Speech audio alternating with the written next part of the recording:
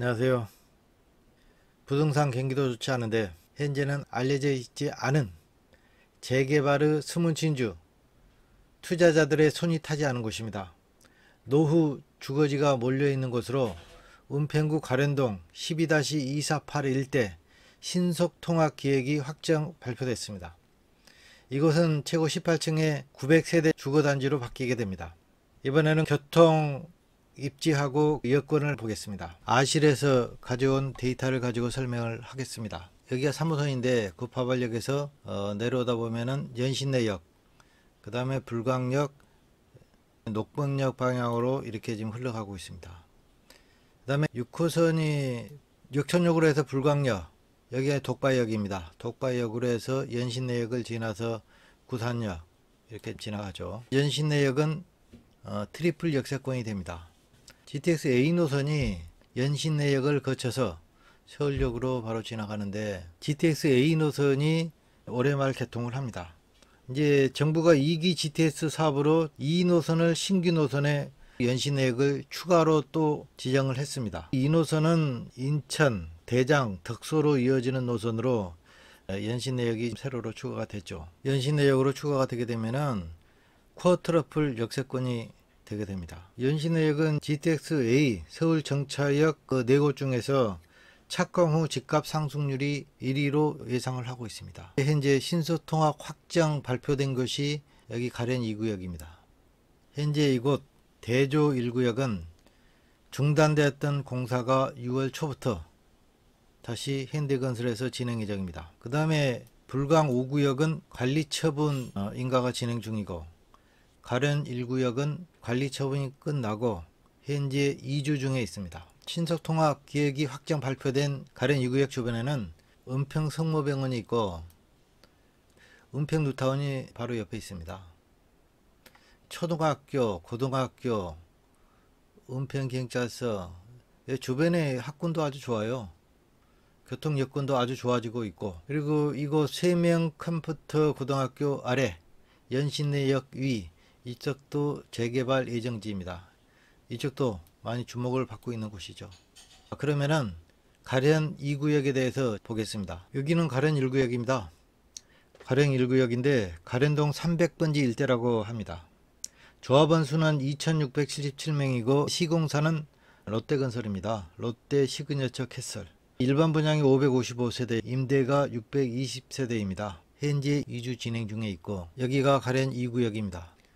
여기서 보면은 여기는 2010년도에 정비 예정구역으로 지정됐는데 장기간 사업이 정체되면서 2017년도에 구역이 해제된 바 있습니다. 해제될 때는 재건축으로 따로 진행을 했었는데 안쪽으로만 따로 진행을 했었죠. 현재는 이쪽 여기까지 추가로 편입해서 통합된 상태입니다. 여기가 30년 이상 노후 건축물 비중, 그러니까 노후도가 72.4%까지 지금 올라가 있고 신속통합기획 확정으로 12,000평 정도 아파트가 여기에 들어설 예정입니다. 이번에는 서울시 보도자료를 보면서 설명하겠습니다. 서울시 가련동 12-2481 일대 신속통합기획이 확정됐다. 여기서 신속통합기획이 뭐냐면은 서울시가 사업계획 수립 단계부터 신속한 사업 추진을 지원하고 공공성과 사업의 균형을 맞춘 가이드라인을 제시한 것을 말합니다.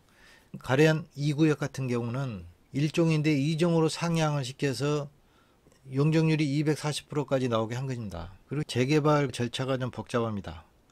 많아요.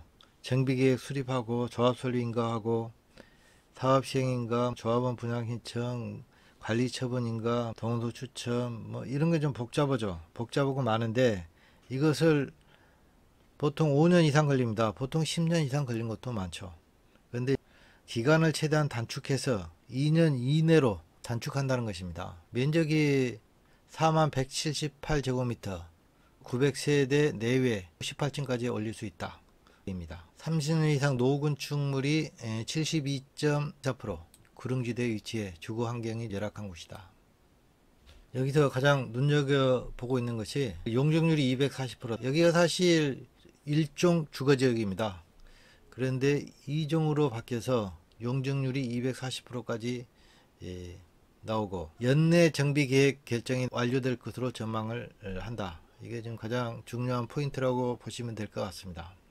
여기서 주요 내용을 보면은 용도 지역이 2종 240% 이하, 토지 등 소유자가 519명, 900세대 내외입니다. 여기가 새로 지을 가련 2구역 조감도입니다.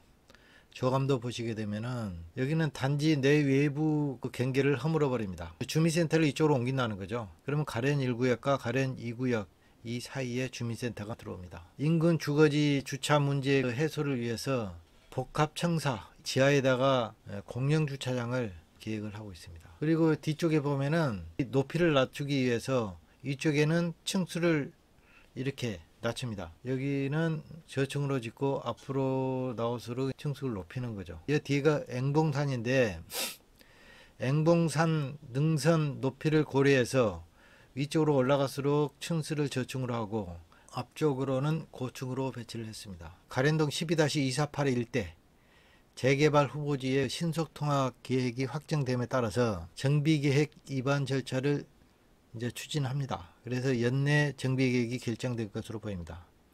이제 지금부터는 분담금 추산 및 동의서 진구, 그러니까 주민들이 얼마나 적극적으로 나서서 할 수 있느냐, 그리고 상가 등이 많으면 재개발이 늦어집니다. 각종 민원이 많이 들어오기 때문에요.